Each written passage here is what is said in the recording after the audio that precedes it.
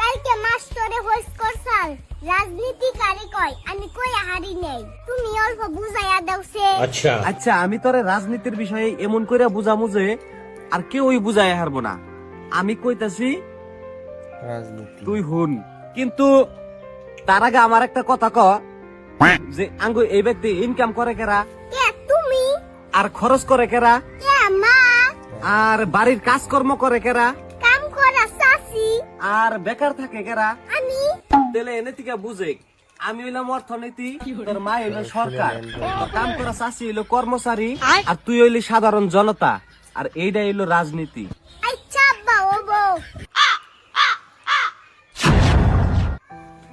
ও আব্বা কালকে রাইতে রাজনীতি আমি ভালো করে বুঝা গেছি গো।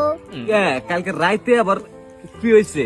রাইতে বাইরে জামু দেখে মারে ডাক দিবার গেছিলেন, যাইয়া দিহি মা হুইয়া ঘুম পারতাছে। পরে ভাবলাম কাম করা চাষিরে ডাক দিগে, যাইয়া দিহি কাম করা চাষি আর তুমি একলগে হুইয়া রইছো।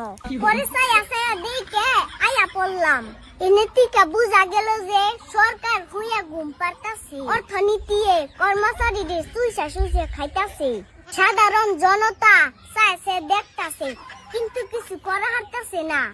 আর এটাই হলো রাজনীতি।